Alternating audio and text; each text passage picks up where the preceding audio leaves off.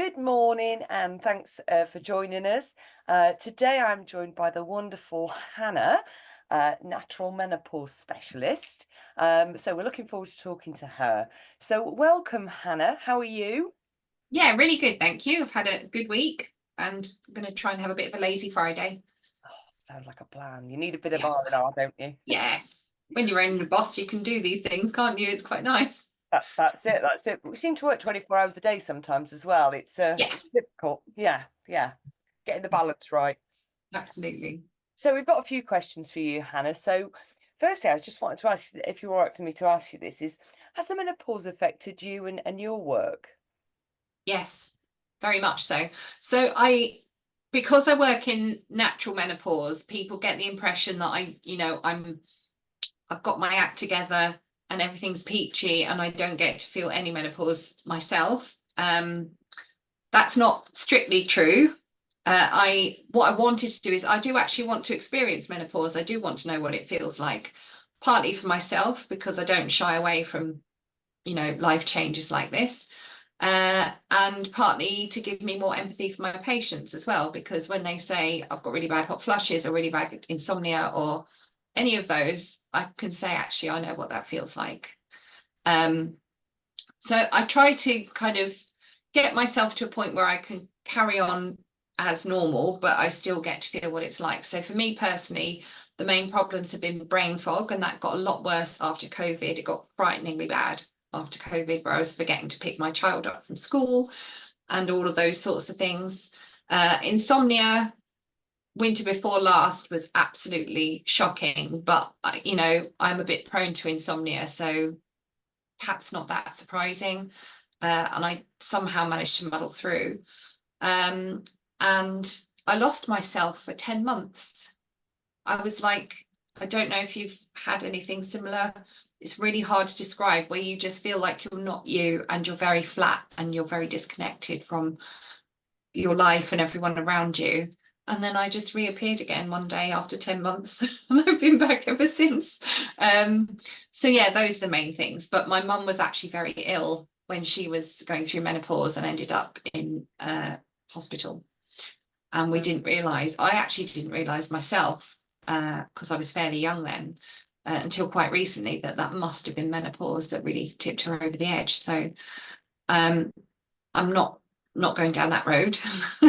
But yeah, I take a teaspoonful of my medicine every day and it keeps me functional and happy, and keeps everything ticking over nicely. So yeah. Oh, thanks for sharing that, Hannah. That's almost brought a tear to my eye because I think, it's a really brave thing to actually admit, isn't it, sometimes? And I think, sometimes as professionals, people look and think, oh, well, they've got it all under control. It's all perfect, Nope. And I think it's so, so important to let people know that actually you still have bad days. And the brain fog, like you say, I really thought there was something wrong with me, like brain wise. I can Mm. absolutely relate to it. Even now, I get days where I just think, how could I not do Yeah, that, I get days where I'm like, how do I manage to run a business and a menopause business? It's like the irony is not lost on me at all. Yeah, I don't yeah, remember who I'm talking to and what I'm doing. It's rare though, and it's certainly better on the medicine than off it, definitely. yeah. Oh, bless you. Well, thank you for sharing that. So Hannah, what made you choose this path that you've gone down then? What, the herbal medicine path or Yeah. the okay, so I came to herbal medicine quite early on in life, because I was ill when I was 14. I was taken ill very suddenly over the course of about 5 minutes. And that was the start of chronic fatigue syndrome, which I had for 2 years. And the doctors weren't only unable to help, but they were very dismissive, and basically said I was making up all my symptoms. So thankfully, I got taken to see lots of different alternative practitioners, not including a herbalist. Actually, I didn't know about herbalists at that point, but I got taken to see homeopaths and hypnotherapists, and then we did a Reiki course when I was 16. Um, and it was the homeopathic doctor I saw that really inspired me to follow this sort of path, because he was the first person who really took me seriously and genuinely wanted to help. And I came out of his office thinking, I want to do something like what he does. I want other people to feel the same after they've spoken to me as I feel now about seeing him. So yeah, it just worked out that there was a degree course setting up in Western Herbal Medicine at about the same time. So I was able to get onto that course, and I qualified in 1999. And then my practice has just sort of evolved from there, really. I've introduced health coaching and hypnotherapy. So I've got all bases covered now. I've got the mind, body, and everything in between covered. And I'm 47 myself, so I'm well into the throes of perimenopause.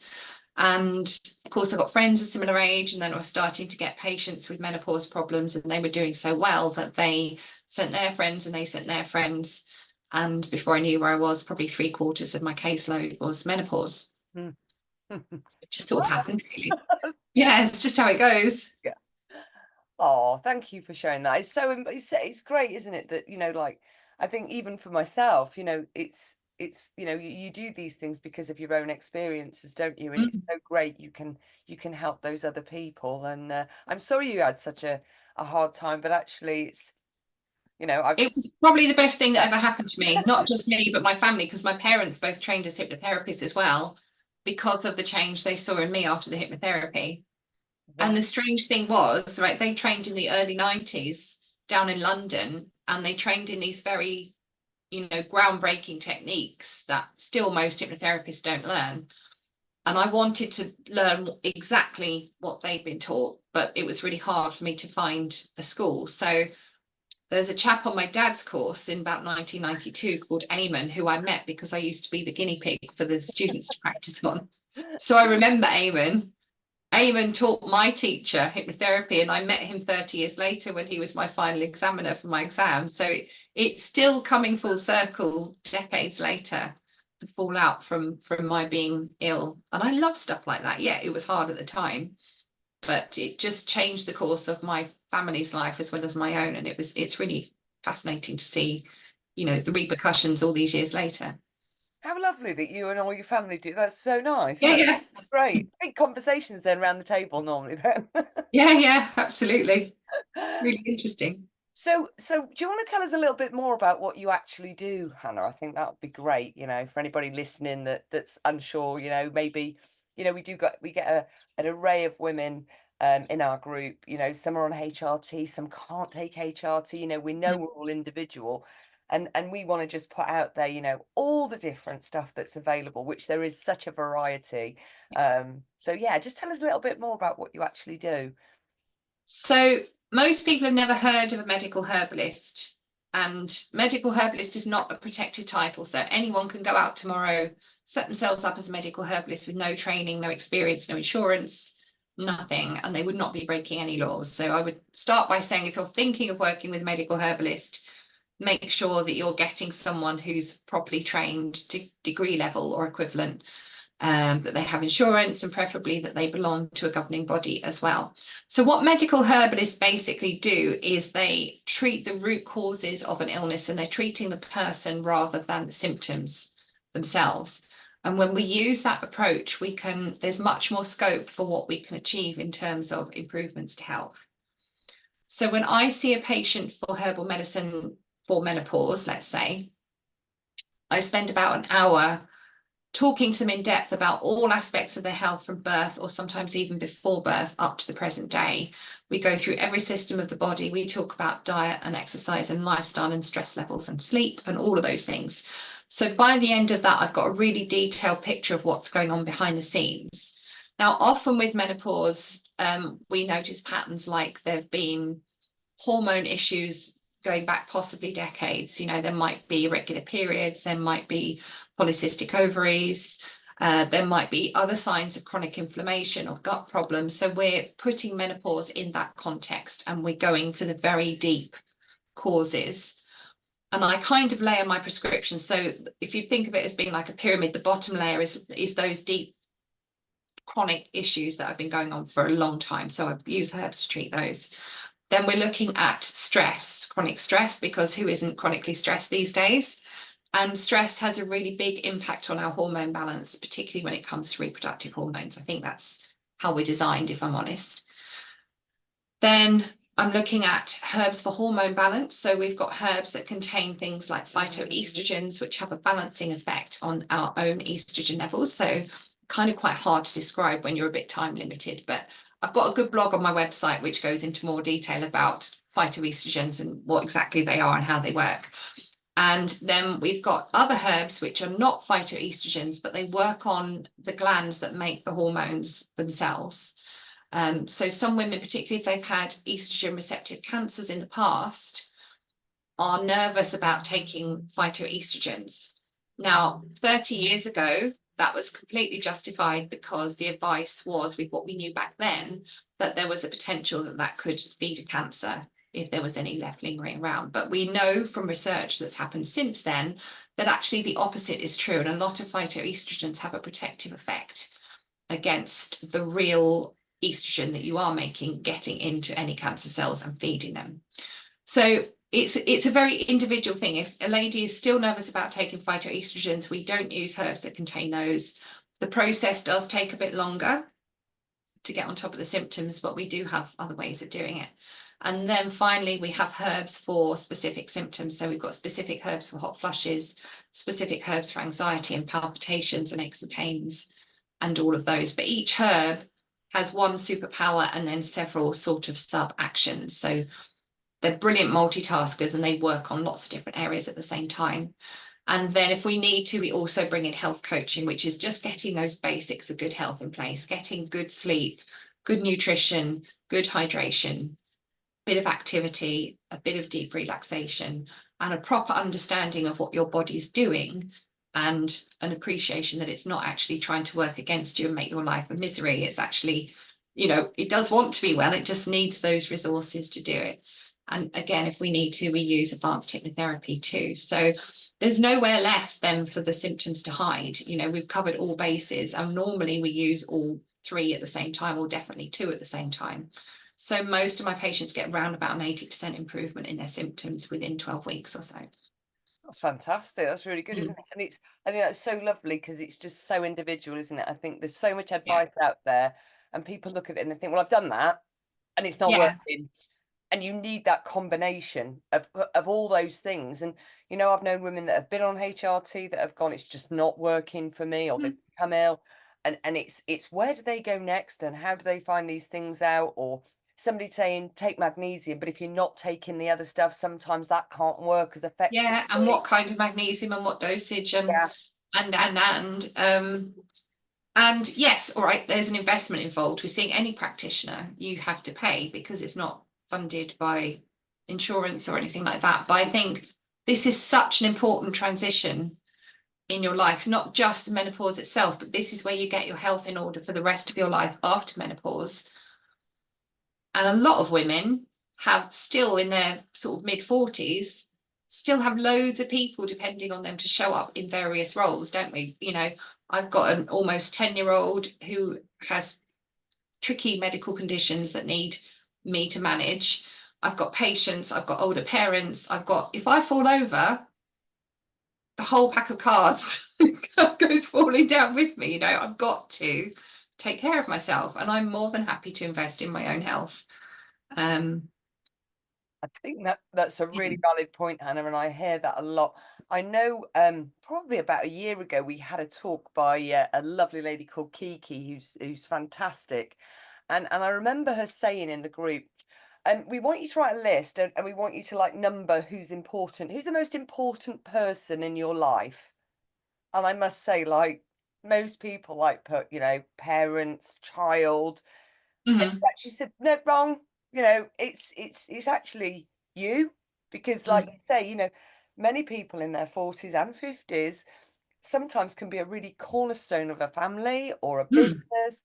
And you really need to start putting your health first. And I think so many of us just go, oh, I'll do it at some point. I'll have a bit more time and I'll do it and I'll do it. And we just put ourselves on a back seat, and it's really important to keep on top of that. That's a really valid point. So But I see this a lot in my practice, actually, that it's almost as though menopause is tapping you on the shoulder and saying, I'm not putting up with junk meat, junk food diet anymore. I'm not putting up with the 1 a.m. bedtimes. I'm not putting up with no exercise. you are going to have to step up and look after me a bit better. And for some women, that's very frightening because they can't get their heads around that and they think it's all out of their control. But actually, it's not. It's how we're supposed to be living and how we've always supposed to live. It's just we haven't done it. This is our life these days, isn't it? This is how we are. Yeah, and I think there's always that time element these days, isn't there? It's like, oh, I haven't got time. I haven't got time. I've not possibly got time to take that, half an Mm. hour break to go outside and get a bit of fresh air and feel better. Because Yeah. there's so many things like that, just I've done it myself where I've sat going, I've got this deadline, I must do it, I must do it, I must do it. And sometimes it backfires and actually just Yeah. going, do you know what? I'm stepping away for an hour. Nothing's gonna happen. No, and in Yeah, countries where they do live at a slower pace and they do have more balance, they absolutely. have far less problem with menopause than we do have here. Yeah, yeah. Um, and here we're being taught that all you need to do is take pills or patches or creams or gels and all will be well. And you're missing the point. You're missing the point equally if you just take herbs and ignore the cause of the problem. Yeah. But simply popping a pill or whatever it is you're doing is not really dealing with the root cause of the issue. Yeah. I mean, I was going to ask you what the benefits were to menopausal women, but I think you've kind of covered that in a lot of ways. Hmm. You're saying like a lot of your clients now, I'm sure there's plenty of others as well, but the majority of your clients are very in the menopause sort of phases or perimenopause. What would you say was one of the biggest benefits that women are finding from your treatments as menopausal women? There are so many. I think for a lot, there's peace of mind because a lot of women, even those who haven't had, cancer or other serious illness in the past, are nervous about adding in extra hormones at a time when their body is trying to reduce those hormones. Understandably, and I do see women in my clinic who have started taking HRT and then 6 to 12 months later, something's gone wrong with their health. And rightly or wrongly, they've linked the two. Mm. So it gives you peace of mind, but I think there's more to it than that because, like you say, when you say people are taking this herbal remedy or that herbal remedy from Holland and Barrett, it's not worked. To me, it's not just the herbs that are doing the work, it's the whole package. Because when a woman comes to see me, she gets me to herself for an hour. She gets to talk about her for an hour. She gets to offload. We have a bit of a laugh together. We put her in the driving seat of her own treatment. So if she's got 30 different menopause symptoms going on, I say, okay, what's the worst one? Where do you want to start with your medicine? And I build the medicine around that. So it's a very kind of reassuring, empowering, life affirming experience working with a herbalist. And the bit of work that the herbs do is just part of a much bigger picture. Yeah, it's really sort of unique, isn't it? And I think that's the Mm. thing, and rightly or wrongly, with HRT, it's one of those things very often I hear women go in, they go to the doctors and they'll go, right, here's some HRT, and they probably won't see that doctor again for a long time unless they go, this is not working. And I think with what you're offering, I'm not saying it's better or worse, I'm Mm. neutral on this, but I think, to have that kind of dedication to work it out, because I think this is where the system falls down, because like with mental health, with antidepressants, it's monitored quite often by doctors. There's assessments every few months or at least once a year.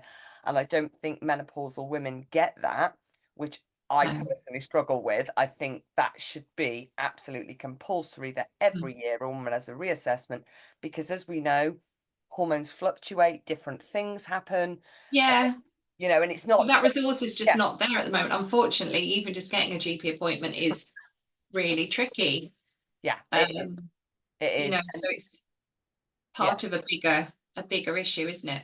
And I'm finding that doctors as well are very much in two different camps when it comes to HRT. So there are those that are very pro and will give anyone pretty much HRT if they can. And then there are the others who are wary, and we say, oh, well, they're clearly not properly trained in HRT. But is that really the issue?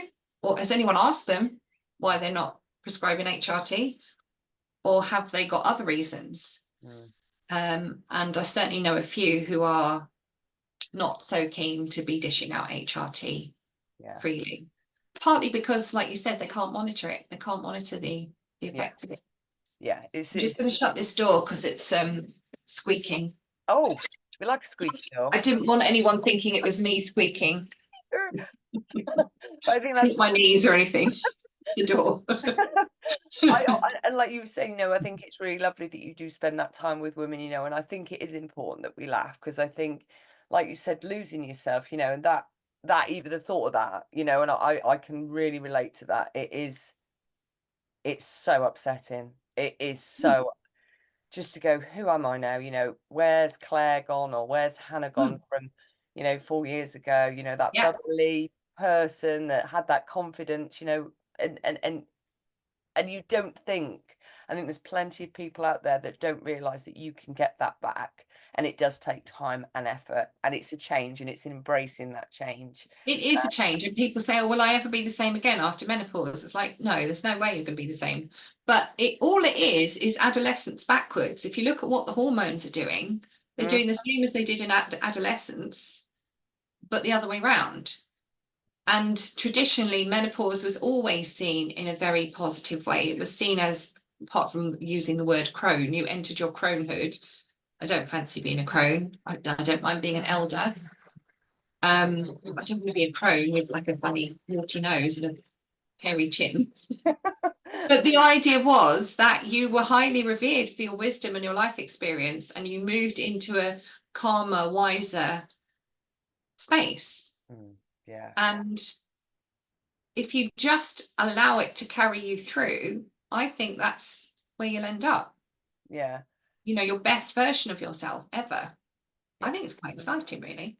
Yeah, I think it is, and I think that's the thing, and that's what I love about the group, is because there's just so many different things that come in, and it's like it is embracing it, and laughing at yourself and crying. There's all those emotions, isn't there? Yeah. You know. And So, it's lovely that we're talking about it more now oh than yes, there's still a long way to go. There's still a long way, yeah. but we are getting there, and I do find that difficult. I mean, I think people take me a bit like Marmite. They either love me or hate me, and that's fine.